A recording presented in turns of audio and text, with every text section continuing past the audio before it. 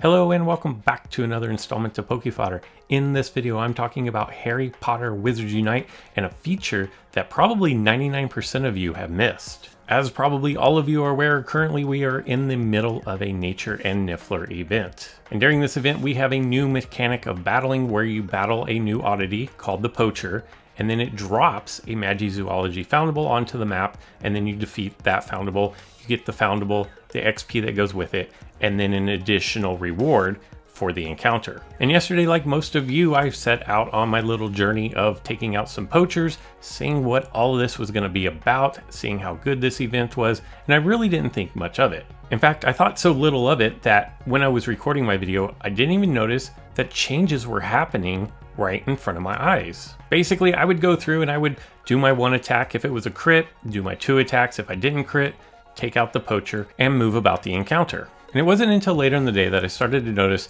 that things weren't all what they seemed. If you will remember in yesterday's video, as I was thinking aloud, I started thinking, maybe this was a good opportunity to run a brain elixir, because think about it. You're getting to encounter a poacher, so you're going to take that out, gain the XP from that, times 2. Additionally, you're going to have a second foundable, the Magizoology, that is going to drop. You're going to have that encounter, take that down, hopefully, and then get even more XP times 2. So during your 30 minutes of running a brain elixir, you're guaranteed twice as many encounters. So I edited yesterday's video, I posted it up on YouTube and decided I need a few more Newt Scamanders in order to prestige up my page. I'm going to go ahead and run my brain elixir with my tonic trace detection potion. And the reason why you want to run the tonic potions is because that is going to spawn with a higher frequency, not only the poacher, but your encounters with Newt Scamander. And it was at this time that I started noticing, I feel like I'm doing a lot more damage than I was earlier today. If we rewind the tape to my first encounter with a poacher yesterday, you will see no potions active. See, there's nothing here on the left. I do my first attack, it's not a crit, and the 300 HP on the poacher goes down to 102. That is 198 damage. I follow that up with just a basic attack on turn 2, knocking out the poacher. No big deal. But if I fast forward in the video a little bit, I have now used a tonic potion. Notice it active on the left. Naturally, a poacher spawns, I engage it. On the first attack, which is also not a crit, you will notice I do 210 damage. And this seemed really strange to me because, as best as I know, tonic potions aren't supposed to increase your damage, except they do. In fact, if you will remember back earlier this week when I posted the video on how to be a better professor in fortress battles, I mentioned that any potion that lasts a period of time is considered an enhancement, but that only applies to fortress battles. That doesn't apply to oddity foundables. Until now. For some reason, the poacher is considered a curiosity for this event. And while that change doesn't seem like a big deal, it actually is. And the reason why it's a big deal is because no other profession receives passive buffs from enhancements except for the professor. And because of how passive buffs are applied to each profession, Magizoologists are actually the worst against the poacher, typically needing 3 attacks in order to knock it out. Of course, if there's a crit, that can be reduced down to 2. And while technically Aurors also need 3 attacks in order to knock out the poacher, they crit far more often, meaning they will typically reduce it to nothing in 2 attacks. And this is a major role reversal, because typically it's the professors who are the worst against oddities. So now that you know that professors are getting buffs behind the scenes without using an Extimulo potion, is there a way to figure out how much damage you're going to do? Well, of course there is. What you're going to want to do is you're going to want to go to the expertise section of your profession, and you're going to want to scroll down to your stats. Here you will look up power. For a maxed out professor, it is 79.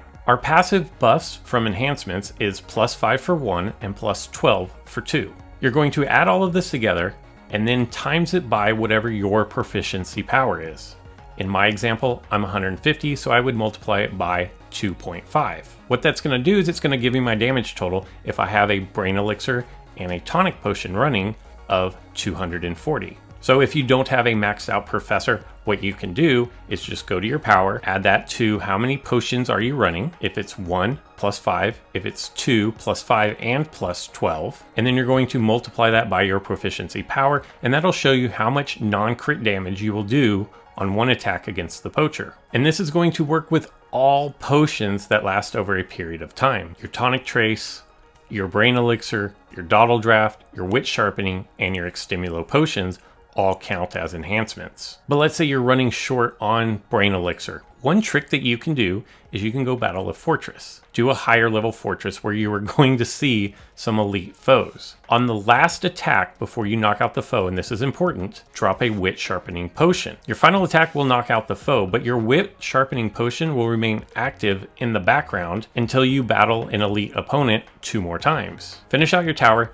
then go back out into the wild, drop your tonic potion, and you will have 2 enhancements without using a brain elixir, without using a dawdle draft, and without using an extimulo potion.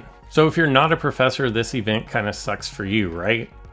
Well, not really. Down in the description below, I will put a write-up from the Wizards Unite hub on a minimum professor. This minimum build will get you to 150 attack, guaranteeing that you can knock out the Poacher in 2 attacks. But a Poacher acting like a curiosity is not the only bizarre thing happening in this 2-day event. The Magizoology traces that are dropped by the Poacher, they stay forever.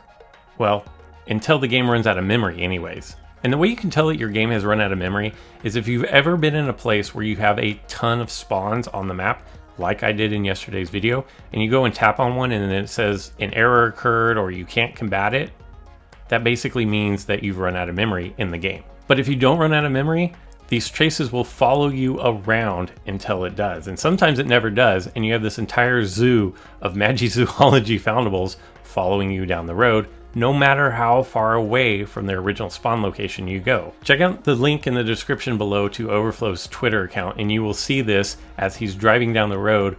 All the beams of light from the Magizoology foundables that he didn't need are following him. So what does this all mean in the grand scheme of things?